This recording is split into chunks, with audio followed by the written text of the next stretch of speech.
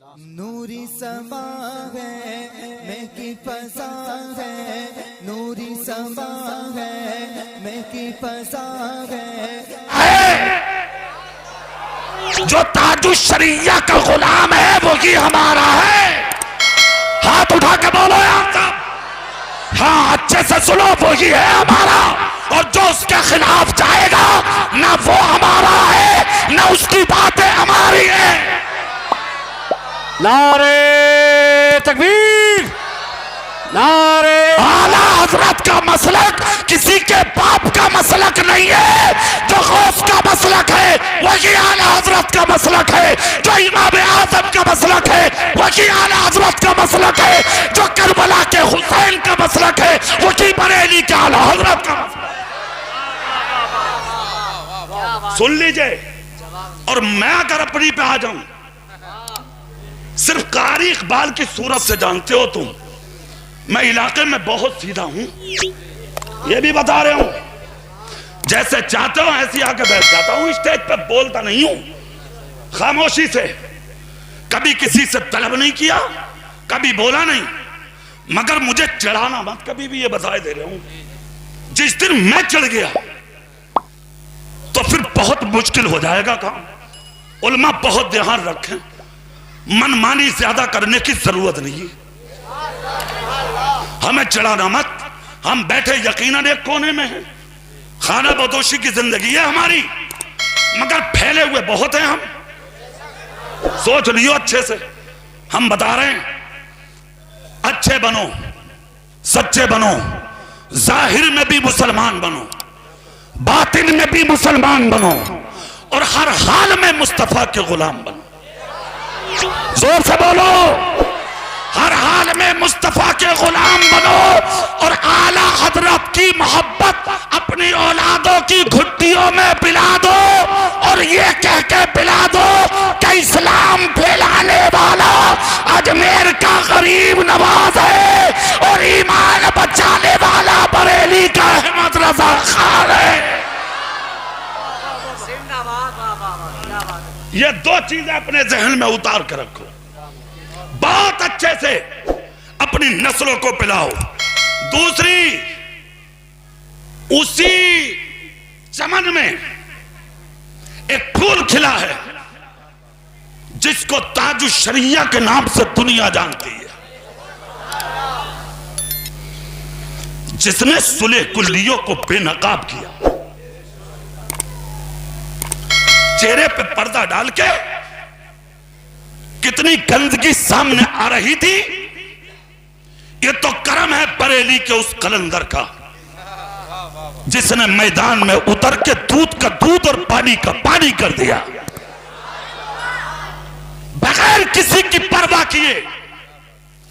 परवाह करने वाले को हम मानते ही नहीं, ये भी सुन लो, हम नहीं मानते। किसी खेत की मूली नहीं है वो जो ये कहता है ये परवाह करो बकर में चल बे। होगी परवाह? काय की परवाह, किस चीज की परवाह? हुजूर ताजु शरिया के पास एक फतवा आया था पाकिस्तान के मौलवी के खिलाफ, जिसको दुनिया ताहिर के नाम से जानती है। कहा हुजूर क्या कहेंगे इसके बारे में? फरमाया 17 साल पहले मैंने कहा था मुझे इस आदमी से गुमराही की बू आ रही है, लाओ मुझे जो कहना है कहूं। हाथ में लिया फतवा, लोग बोले हुजूर पूरे हिंदुस्तान में घूमकर आपके पास आया, किसी ने कुछ नहीं लिखा। ताजु शरिया बोले मैं लिखूंगा, जोर से कहा मैं लिखूंगा। मैं कहा हुजूर लोग साइड से हो जाएंगे। ताजु शरिया जलाल में आ गए, फरमाया हो जाए, मुझे इसकी परवाह है ही कब? मैं अकेला खड़ा रहूं, मुझे इसकी परवाह है ही कब? और ऐसों को परवाह होती कब है? इमाम अहमद बिन हंबल पर जब जुल्म के पहाड़ तोड़े गए और आपसे कहा गया था लिखो कुरान मखलूक है, ये मत कहो कि कुरान खुदा का कलाम है। इमाम अहमद बिन हंबल बोले नहीं, कुरान खुदा का कलाम था और है और रहेगा। गिरेबान पकड़ के खींच लिया इमाम अहमद बिन हंबल का, कैद में डाला, न खाने दिया, न पीने दिया, न पहनने दिया, न बिस्तर दिया, न उन्हें चादर दी, न मुसल्ला दिया। जब आपको कैद में करके लोग चले तो इमाम अहमद बिन हंबल ने कहा, सुनो, एक लोटा पानी दे दो, क्या करोगे? कहा, वुजू करके खुदा के सजदे ना करूं? अल्लाह अल्लाह, इतना जब कहा तो मुंह फेर के पलटे और पलट कर कहा, पड़े रहो, हम तुम्हें पानी का कतरा भी नहीं देंगे। ऐसे वक्त में आदमी चीखता है, चिल्लाता है, और मान जाओ इमाम अहमद बिन हंबल के मुस्कुराए शेर की तरह। और एक जुमला बोला था, वो सुनिए। कहा, खुदा का शुक्र है कि मैं आलिम हूं, जाहिल नहीं, मैं आलिम हूं। कहा, फिर कहा, मत दो पानी। क्या तुम मुझे सजदों से रोक लोगे? फ़इल्लम तजिदू माअन फ़तयम्ममू सईदन तय्यबा, मिट्टी पाक है बल्कि पाक करने वाली है। अगर पानी ना दोगे तो मिट्टी से तयम्मुम कर करके खुदा के सजदे अदा करता रहो। नारे तकबीर, नारे रिसालत। सुन लो, रखा कैद में जब निकाला गया तब कौम सामने आई, बड़ी ताकत थी सामने। आकर कहा, लिखो ना कुरान मखलूक है। लोगों के जहन में था कैद में रहे, न खाने मिला, न पीने, न पहनने, न आराम, न सुकून, कुछ नहीं। अब तो डर गए होंगे, लिख देंगे। वारे वाह कलंदर, आए है, कहा लाओ लिखूं। उठे लिखने। जब लोगों की नजरें पड़ी तो आपने हर जगह क्या लिखा जानते हो? लिखा, खुदा का कुरान अल्लाह का कलाम है। कुरान अल्लाह का कलाम है, खुदा का कलाम है। इतना जब कहा तो लोग बोले, अब आप अकेले रह जाएंगे। इमाम अहमद बिन हंबल बोले, ये वक्त बताएगा कौन अकेला रहेगा। जब विसाल इमाम अहमद बिन हंबल का हुआ तो उस जमाने में तकरीबन 20,000 या उससे जायद का मजमा आपके जनाजे में था। वही ताजुशरिया के लिए कहा गया। आप फतवा तो लिख रहे हैं, आप अकेले होंगे। क्या कहा था मेरे पीर ताजुशरिया ने? आपने कलम हाथ में लेके जवाब लिखा और उसके बाद कहा, अकेला रहूं इसकी परवाह नहीं है, मगर मुस्तफा की मोहब्बत में ना बोलूं ये अहमद रजा की शहजादे को गवारा नहीं है। ये है बरेली। सुन लो, चलते चलते जब तक इनके रहोगे ईमान में ताजगी रहेगी। हाँ, कुछ मौलवी धोखा एक जुमला देकर बहुत देंगे तुम्हें। क्या अगर आला हजरत को ना मानेंगे हम तो क्या मुसलमान नहीं है? यह भी जवाब दे दूं मैं तुम्हें पहले ही। धोखा देंगे। ऐसे मौलवियों को खड़े होकर जवाब देना है तुझे। सुन लो, ये हम बता रहे हैं तुम्हें। कहेंगे तुमसे, तुम्हारे इलाकों में इधर उधर जहां तुम बैठोगे तो कहेंगे क्या हम आला हजरत को ना मानेंगे तो क्या सुन्नी नहीं है? मुफ्ती आजम को ना मानेंगे तो क्या सुन्नी नहीं है? ताजुल शरिया को ना मानेंगे तो क्या सुन्नी नहीं है? कल्लू को कह देगा गौसे आजम को ना मानेंगे तो, इमाम हुसैन को ना मानेंगे तो, और किसी को ना माने, इसी तरह तो पूरा मैटता चले जाना। तू क्या करोगे तुम? ऐसे लोगों से होशियार रहना है। सुन लो, बहुत होशियार रहना है तुम्हें। किसी के बहकावे में आने की जरूरत नहीं है। बहुत बड़ा एहसान है बरेली के उस कलंदर का क्या 1857 में जब इस मुल्क की सीमा पर कब्जा किया था अंग्रेजों ने, तक़वियतुल ईमान, हिफ्जुल ईमान, तहज़ीरुन नास और महमूदुल हसन देवबंदी का तर्जुमा कि नबी को गुनहगार लिखा था उसने। जब ऐसे ऐसी गंदगी इस माहौल और माशरे के झोली में लोगों ने जब डाली, इस मुल्क की झोली में, तो बचाने वाला उस पुरआशोब वक्त और माहौल में कोई नहीं था। अगर उस वक्त में तुम्हारी ढाल बन के कोई उठा है तो वो बरेली का अहमद रजा उठा। कोई नहीं था उस जमाने में। आज आसानी से कह देता मौलवी कि आला हजरत को ना माने तो क्या हम सुनने नहीं है? बेवकूफ कहीं के, कभी बंद कोठरी में उलझ मुझ जैसे आला हजरत के शेर से तो मैं बताऊं तुझे, उलझ हमसे बैठ, कभी पास में बैठ मेरे, तो मैं तुझे उतेल के बताऊं कि आला हजरत क्या है। आला हजरत को छोड़ने की तलकीन अगर माइक पर या स्टेज पर देने की कोशिश की तो हम तुझे उचेलना जानते हैं। सुन लो कान खोलकर, अच्छे से बता रहे हैं हम। आला हजरत को निशाना बनाने की जिंदगी में जरूरत नहीं है। 1400 किताबें लिख के हमारी झोली में डाली है उस मुजद्दिद ने। जोर से बोलो, जोर से। कितनी किताबें? और उम्र 68 साल। रायबरेली का एक पंडित था, उसने 1400 किताबें और आला हजरत की जिंदगी के टाइमिंग को जब एडजस्ट किया था कंप्यूटर पर बैठ के, तो कलमा पढ़ के मुसलमान हुआ और बरेली की तरफ रुक करके बोला, लाखों सलाम हो बरेली के अहमद रजा तुझ पर। जोर से हाथ उठा के बोलो, लाखों सलाम हो बरेली के अहमद रजा तुझ पर। और आए सुन्नियो, तुम्हें बरेली का अहमद रजा मुबारक हो जिसने हर 2.5 घंटे के बाद तुम्हें बरेली में बैठ के किताब अता फरमाई। इसका नाम है इमाम अहमद रजा। बोलो जोर से, इसका नाम है इमाम अहमद रजा। और जहां हक बोलने की बात है तो हम बरेली में भी नहीं चूकते। गए तो हो गए सालुट से रज़वी में, सिर्फ 2 मिनट का वक्त था।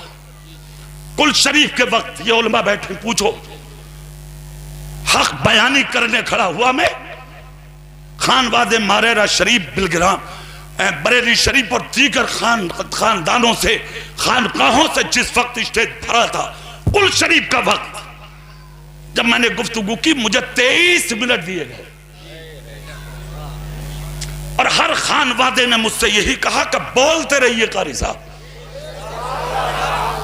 बोलते रहिए, हम हक बोलने में कभी नहीं चूकते, तुम हमारे हो।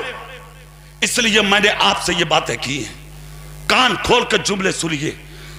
आला हजरत की मोहब्बत अपनी औलादों की घुट्टी में पिलाई, मुफ्ती आजम की मोहब्बत, ताजुश शरिया की मोहब्बत, हुजूर कायदे मिल्लत असजद मियां की मोहब्बत। ताजुश शरिया का बेटा है असजद मियां, उसकी मोहब्बत अपनी औलादों की घुट्टी में पिलाइए। ऐसा मियां का प्यार अपनी औलादों के सीनों में उड़ेलिए ताकि जिंदगी में खुशियार होके उन्हें खाना ना मिले तो बर्दाश्त कर ले, और जब बरेली जाने ना मिले तो बिस्तर पे कर बैठे बदल सके। ऐसे बनाइए। तो मैंने क्या कहा, मौलवी बनिए, अच्छा बनिए, पढ़ के बहुत ऊंचा बनिए, मगर इतना ऊंचा मत बनिए कि आला हजरत के बागी हो जाइए। इतना ऊंचा बनिए कि आप पढ़कर बुजुर्गों के चाहने वाले रहें, उनके बागी ना बने। दूसरी चीज क्या कहा मुजद्दिद अल-फिसानी ने, 3 वजहों के तहत भूकंप था। जब कुरान की बेहुरमती हो तो जलजला आता, जोर से बोलो ना। नंबर 2, जब जमीन पर सफेद दाढ़ी वाले की तौहीन होती है तो भूकंप आता। आप, तुम्हारा बाप भी महफूज नहीं है तुमसे, ना तुम्हारा दादा, ना तुम्हारा चाचा, ना तुम्हारा पड़ोसी, ना तुम्हारा रिश्तेदार। उमरदार को बेवकूफ समझ रहे हैं, ये कहते हैं बोले वो सटिया गए, ये तो हंसो मत, बूढ़ा नहीं सटियाया, सटिया तो आप गए जो इनके अदब नहीं कर पा रहे हैं। सफेद दाढ़ी वाले की इज्जत कर ले, अगर उसने मोहब्बत में आके तेरे सर पे हाथ रख के दुआ कर दी, जिंदगी के किसी खित्ते में तू जलील नहीं हो सकता। जोर से बोल। हाँ, इन चीजों का ख्याल रख। अगली बात, नंबर 3, जब औरत जमीन पर बेपर्दा घूमने लगे तो जल्जले आते हैं। आज बाजार भरे पड़े हैं औरतों से, और बाजार छोड़िए मजार भरे पड़े हैं औरतों से। बहुत मुश्किल में पड़ गई ये बातें, और कम तुम भी नहीं हो, कमी किसी और की नहीं है। आप कहोगे मौलाना हमारी क्या कमी? रिश्तेदारी में मौत हो रही है तो औरत जा रही है तुम्हारी। हाँ, मां जा रही है, बेटी जा रही है, बीबी जा रही है। क्या बात, तुम क्यों नहीं जाते? क्यों नहीं जाते? क्या करेगी वो मौत में, तीजों में और दसवों में? बोलिए आप, क्या करेंगी वो? दूसरे के बुरके देखेगी, दुपट्टे देखेगी, जेवर देखेगी, दुनिया भर की बातें करेगी, इसके अलावा कोई मतलब नहीं। अगर तू जाएगा कम से कम वुजू करके कुरान की आयतें पढ़ेगा, तुझे भी सवाब मिलेगा, मरने वाला भी नफा पा जाएगा। औरत के भेजने का कोई मकसद नहीं रह गया। रोक लीजिए अपनी बेटियों को, अपनी बहनों को, अपनी माओ को। और ये जो बेपर्दा college, school, university, coaching centre, आज तुम्हारी औरतें, बहनें, बेटियां जा रही हैं और अपने आप को मालदार और अमीर और बहुत बड़े बनते हो ना आप, कि मियां हमारे पास तो दौलत है। स्कूटी दे दी बेटी को तूने, 20,000 का मोबाइल दे दिया बेटी को तूने। शर्म नहीं आती तुझे? हया नहीं आती तुझे? तुझ जैसे के लिए नबी ने कहा था दयूस है वो कौन जो अपने घर की औरतों को बेपर्दा घुमाता हो। अगर पढ़ाने का शौक है ना तो कॉलेज खुद लेके जा, खुद लेके आ, सेंटर खुद लेके जा, खुद लेके आ, किसी भी स्कूल में खुद लेके जा, खुद लेके आ। पर्दे का माकूल इंतजाम अपनी बेटी का रख, वरना सोशल मीडिया पर वायरल होने वाले तमाम मैसेजों पर नजर रख। क्या तेरी नजर में ये चीज नहीं आती है कभी कि आज हजारों लड़कियां गैरों की गोद में जाके बैठ चुकी हैं, जो गैरों से जाके शादियां कर चुकी हैं और उनके दिलों पे जर्रा बराबर एहसास नहीं है। मुसलमानों की बेटियां आज गैरों से शादियां कर रही हैं। अपने आप को अमीर और मालदार कहने वाले एक रोटी की जगह आधी खाओ और अपनी बेटियों को पर्दे में रख के पढ़ाओ। यही इस्लाम का मिजाज। तकरीर खत्म हो रही है मेरी, जुमले सुनो, मैं बता रहा हूं आपको। जब तक बेटियों को पर्दे में नहीं रखोगे, जब तक आप कामयाब नहीं हो सकते। जब तक बच्चियों को पर्दे में नहीं रखेंगे आप, जब तक इज्जतें आपके दरवाजों पर दस्तक नहीं देंगी। गुलशन इस्लाम के सहन में बैठने वालों, अल्लाह ने दौलत दी है, मालदारी दी है, शोहरत दी है, इज्जत दी है। इसे गंवाने की कोशिश मत कर। ये नाजायज पैसा खर्च करके उड़ा के तू बड़ा नहीं बनेगा। अगर बड़ा बनेगा तो मुस्तफा की सुन्नतों पर अमल करने से बनेगा। कितनी खबरें हैं आपके पास? हजारों बेटियां चली गई, हजारों बेटियां। अच्छा, यहां कहीं ना कहीं हमारी तो खोट है, कहीं ना कहीं। एक जुमला 1 मिनट में बता दूं, एक बात तुम्हें। एक बुजुर्ग थे, बहुत मुत्तकी, बीमारी, नकाहत, लागत इतनी कि कमर झुक गई। घर में और भी छोटे छोटे बच्चे थे, एक बेटी जवान थी, चेहरा मेरी तरफ। घर इतना बड़ी मुश्किल में आ गया, कई दिन के फाके घर में हो गए। बाप इतने कमजोर के बिस्तर से उठ ना सके। जवान बच्ची ने अपने घर में बच्चों को जब भूखा देखा तो बर्दाश्त ना हुआ। 6-7 दिन के फाकों से बेटी टूट गई, घर से निकल पड़ी अकेली, बगैर बाप से पूछे। जैसे ही घर से निकली बेटी, निकल के कहां गई? अपने शहर के उस बाजार में जहां औरतों के जिस्म को बेचा जाता था, ताकि ताकि अपने जिस्म को बेच के पैसा लाऊं और उसी पैसे से मैं अपना घर चला सकूं। ये किया था उस बच्ची ने। चली गई, बाजार में जाके लाइन में लग गई, सुबह से दोपहर हो गई, कोई ना आया, शाम हो गई, कोई ना आया, दिन मुकम्मल हो गया, कोई ना आया। जब कोई नहीं आया तो बाजार में ऐलान हुआ, जिनको खरीदना था वो खरीद के ले जा चुके, जो बाकी हैं वो औरतें और लड़कियां घर वापस जा सकती हैं। वो तमाम शहजादियां वापस आ गई। जैसे ही घर में बेटी आई, बूढ़े बाप ने अपनी बच्ची का कुर्ब हासिल किया, करीब किया अपनी बेटी को और करीब करके कहा, मेरी शहजादी एक बात तो बता दे। कहा क्या बताऊं? कहा ये बता कि सुबह से तू थी कहां?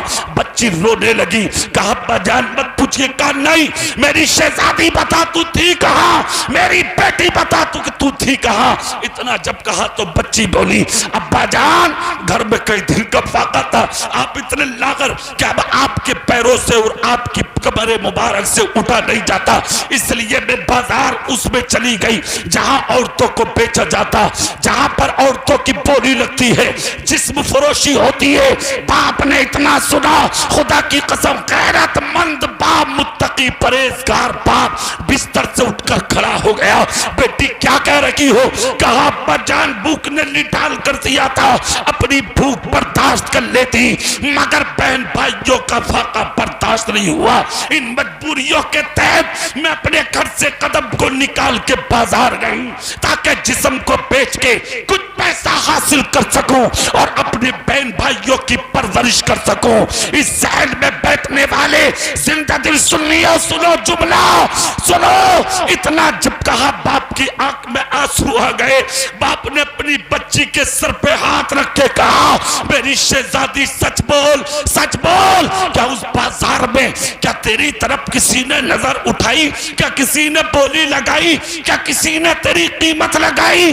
बच्ची रोकर कहती है, अब्बा जान इसी चीज का तो अफसोस है। कहा क्यों? कहा मेरे हुस्न जैसी कोई बाजार में लड़की नहीं, मैं जैसी कोई हसीना नहीं, मगर हैरत इस बात की है जो मुझसे कम हुस्न वाली थी उन्हें अच्छी अच्छी कीमतों से लोग उठा कर ले चले गए, मगर मेरी तरफ ना किसी ने नजर उठा के देखा, ना किसी ने मेरे बारे में पूछा, ना किसी ने कीमत लगाई। इतना जब कहा तो अब्बा ने सीने लगा के कहा, शहजादी क्या तुझे खबर नहीं है कि तेरी तरफ क्यों नजर न उठी? कहा नहीं। बाप ने कहा, बेटी सुन, अरे एक दिन गई है बाजार में, अगर कयामत तक भी जाके खड़ी रहेगी तब भी मेरी बेटी की तरफ कोई गैर नजर उठा कर नहीं देख सकता, इसलिए कि मैंने अपनी जिंदगी में तुझे कभी कोई हराम लुक़मा खिलाया नहीं है। दलाली करके, हराम कमा के, नाजायज कमा के, किसी पे जुल्म करके, किसी का पिलोट दबा के, किसी की गज दो गज खेत की जमीन दबा के, अपने आप को बड़ा मालदार और ऊंचा कहने वाले, वक्ती तौर पर तू पैसा कमा सकता है, अनाज उगा सकता है, मगर उन लुक़मों का असर तेरी नस्लों में जाएगा। किस में जाएगा? जोर से बोलो। अगर किसी की दबा चुके हो ना तो वापस कर दो, मरने से पहले सजा तुम्हें मिलेगी, मजा तुम्हारी औलादें लेंगी। सजा तुम्हें मिलेगी, मजा तुम्हारी औलादों को मिलेगा। इसलिए मैं कह रहा हूं, सुन लीजिए, हराम मत खाइए, दलाली मत कीजिए, जुल्म मत कीजिए, जाती मत कीजिए, किसी का दिल मत दुखाइए, समझ गए? नाजायज जिंदगी में कभी कदम मत उठाइए।